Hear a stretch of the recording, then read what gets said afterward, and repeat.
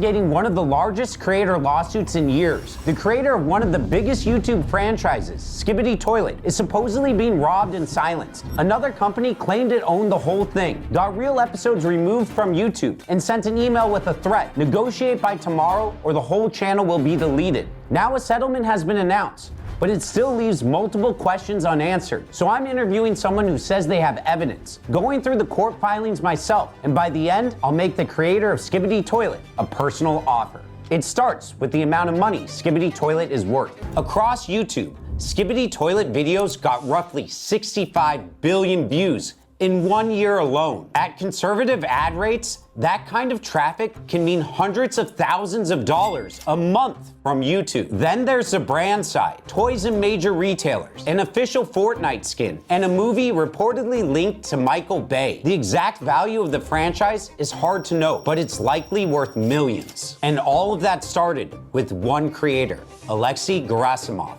A few years ago, Alexei signed a copyright assignment contract with Invisible Narratives, a US entertainment company. That contract transferred the main copyright and trademark rights for Skibidi Toilet to Invisible Narratives. Invisible Narratives also reportedly got the exclusive right to run the Defuk Boom channel and a portion of the advertising revenue. Then, in late 2024, a company called Next Level Apps registered in a free trade zone in Dubai and filed a trademark application for the name Skibidi Toilet. But they didn't just file once. They filed dozens of product categories, registered SkibidiToilet.com, and pushed knockoff Skibidi games onto app stores. That trademark filing gave them something dangerous, a piece of paperwork they could use to say Skibidi Toilet is theirs. Next Level says one of its co-founders posted a game idea on a Ukrainian forum back in 2020. The ideas were toilets with human heads fighting camera-headed humanoids. They also showed a bunch of different visual evidence. So Next Level's argument is we didn't steal Skibidi Toilet. Boom and Invisible copied us. But as a lawyer, this is where I separate an idea from ownership. Copyright doesn't protect a general idea like toilets fighting camera people. It protects the actual expression, the art, characters, videos, and story that were created. And Next Level's early materials appear different from what Alexei actually made. So this ownership argument seems weak. Later we'll discuss how Alexei has been silenced and how most fans believe something sinister may be going on. But next is the scary part. Next Level submitted this form claiming it owns Skibidi Toilet. It's a DMCA takedown notice. It's a legal tool used to tell a platform, this video stole my work. So if someone re-uploaded the entire B movie to YouTube, the creator of the movie could say, hey, that's not yours, that's ours. Please take it down. And then YouTube would then have the creator take it down. At the bottom, it says something like, I declare under penalty of perjury that I am the copyright owner. That means you're legally swearing it's true, but the system doesn't check whether it's true before the video comes down. YouTube has a strong legal incentive to remove the content once the form arrives. Under the DMCA, platforms get something called a safe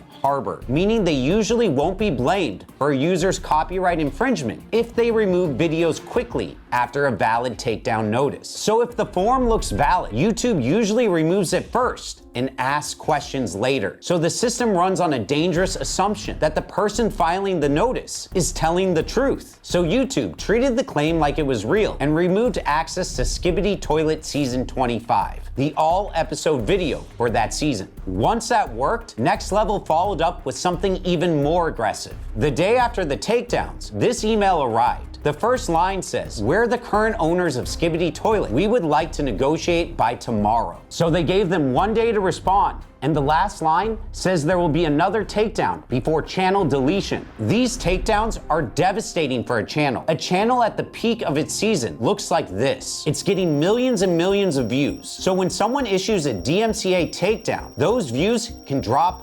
drastically. Invisible Narratives claims the company lost millions of viewers and significant ad revenue. What makes it even worse is while the real Skibidi was losing millions of views, Next Level started posting knockoff games and clips. And when Invisible Narratives allegedly tried to take down those knockoff uploads by filing their own copyright takedown forms, Next Level filed counter notices to protect the fakes. Yeah, it was extremely messy. A federal judge in Northern California looked at the whole case, then granted an emergency temporary restraining order, which is a court order meant to stop someone before more damage happens. Judges don't give emergency orders very often. Emergency relief means the court saw a serious risk of harm before the normal process could play out. That's a major early win for Invisible Narratives. But then the judge turned the emergency order into something stronger, a preliminary injunction. That basically means a longer lasting restraining order. Next Level violated it anyway. YouTube took down episode 77 because of an old takedown request that Next Level never pulled back. The episode stayed offline for 57 days. The court found Next Level in civil contempt and they had to pay $160,000. So legally, Invisible Narratives was winning the early fights. But that brings up a stranger question. Where was the guy who actually made Skibidi Toilet? The federal lawsuit is Invisible Narratives versus Next Level Apps. Alexi's name isn't on it. He's not a plaintiff. Legal standing means you have the right to bring the lawsuit yourself. And when you give someone else your copyright, you usually give them the right to protect it in court too. That means Alexi likely couldn't sue Next Level and couldn't file his own takedowns. He probably gave up those rights when he signed the contract. And this is where I have two opinions at once. Legally, I get why Invisible is the plaintiff. It owns the assigned rights. It's the cleanest party to sue. But personally, I also think fans are right to care about Alexi. Fans didn't subscribe to a copyright assignment. They subscribed to Alexi's style, his weird humor, and the world he built one episode at a time. Then, the fight moved outside the courtroom. Leaked Discord messages started spreading where Alexi told fans he felt completely isolated from the process. Other screenshots made fans question whether he was even being paid. Alexei was not being paid, or at least have big problems with getting paid. I spoke with a former employee of Invisible Narratives. What he told me that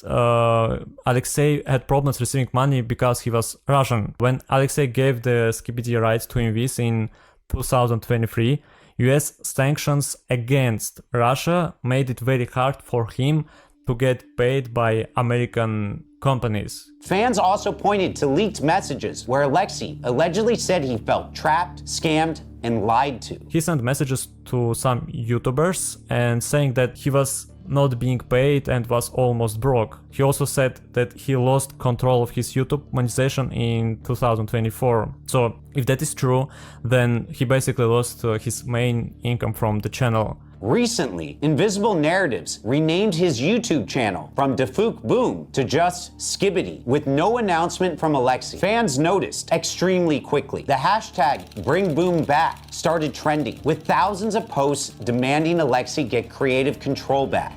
Invisible Narratives responded publicly, saying Alexi remains an executive producer and continues to earn from the franchise. But we haven't seen his full contract, so we don't really know what he agreed to or what he's allowed to say. And I get why fans are reacting this way. This isn't just a name change. It looks like the creator who built Skibidi Toilet had been pushed behind the company now controlling it. Everything what Invisible Narratives released on the Fukum channel so far has been terrible. There is no even Skibidi, it's just corporate slop. This explains the emotion behind the backlash. To fans, the contract didn't just move rights. It changed who they felt was steering the channel. And legally, that makes sense. Alexi signed over the IP and exclusive rights to run the channel to Invisible Narratives. Invisible Narratives has also said parts of the agreement are confidential. So when fans say, "Let Boom speak," they're asking a fair question. Can the original creator explain what happened without getting hit with a breach of contract lawsuit? A journalist said he spoke with Alexi, but the full interview never came out because Alexi wanted to approve his quotes. According to the journalist, there were some very interesting restrictions in place. He is not allowed to publicly speak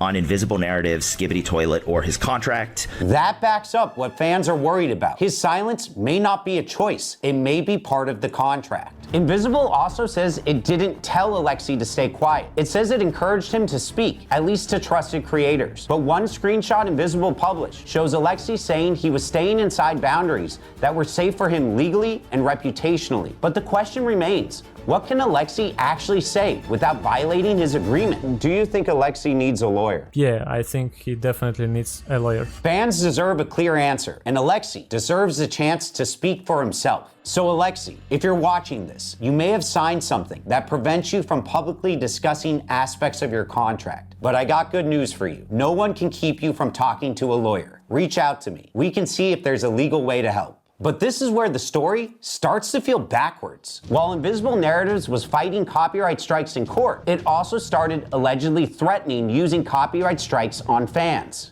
For example, Duder Flautin, a big animation channel, received strikes from Invisible Narratives just because he did not respond to message about working with them. Creators who had spent months making Skibidi fan games, animations, and remix videos supposedly started getting copyright strikes or emails from Invisible Narratives. Another YouTuber, One More Animator, also received strikes, but they don't even reach out to him. After he got strikes, he contacted them and asked to remove the strikes, and that's when company say that he need to sign the contract. One DMCA notice went after Skibidi Toilet characters inside Gary's mod, the same world Alexei used to make Skibidi Toilet in the first place. Alexei said he didn't send it. Reports said the notice came from Invisible Narratives. Isn't that exactly what Next Level did to them? Kind of. Invisible takedowns are different because Alexei gave them rights to Skibidi Toilet. So legally, they're in a stronger position than Next Level. But that doesn't mean every fan use is automatically illegal. Fair use can still matter. And copyright enforcement should be careful. They should go after fake official apps, commercial knockoffs, and people who are confusing fans. Not the fans who helped make the franchise valuable, because you can end up turning them against you. After we started the Let Boom Speak movement in April, Invisible Narratives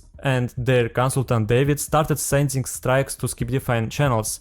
In total, they sent 27 strikes to 10 channels. As far as I know, they were not striking random Skibidi channels. They were mostly striking people who spoke against them. The strangest example I was given wasn't even about a Skibidi episode. It was about a screenshot used for commentary. There was also a very strange situation with David. He struck some of my videos because his Discord profile picture appeared in screenshot that I showed. His public Discord profile picture, and he claimed copyright ownership of it. In my opinion, showing someone profile picture inside screenshots of commentary is not the same thing as stealing someone's artwork or content. It was part of the context I was talking about. If true, I agree with that. That's where fair use matters. A screenshot used to explain a controversy is very different from stealing someone else's content. Just because you have the legal right to do something doesn't mean it's the smartest move. A lot of game companies learned this years ago. Some even let creators make videos about their games because they know fan content can help the brand grow. But imagine being the kid who spent 6 months making a Skibidi fan video only to get a copyright strike or email from the company. To a fan, that can feel like betrayal. To be fair, Invisible says that the licensing deals were to form an alliance that was supposed to give some creators a licensed way to build and monetize inside Skibidi. And they produced a text message allegedly showing Alexei approved of some takedowns, at least back in 2024. And that's what makes this whole case so strange. On paper, it's Invisible Narratives versus Next Level. Two companies accusing each other of taking control of a franchise through lawsuits and takedown threats. But underneath all of that is Alexei, the creator who made Skibidi Toilet before it became big enough to move from YouTube into a much larger entertainment business. Fans didn't fall in love with these corporations. They followed one person's bizarre internet world until it became valuable enough for everyone else to fight over. And now the fans are caught in the middle. Copyright law is supposed to protect creators. It's not supposed to punish the communities that helped support them. So my hope is that this video brings attention to what's happening, pushes everyone involved to stop abusing takedown notices, and reminds Invisible Narratives what fans are actually asking for. They don't want a brand statement. They want to hear from Alexei.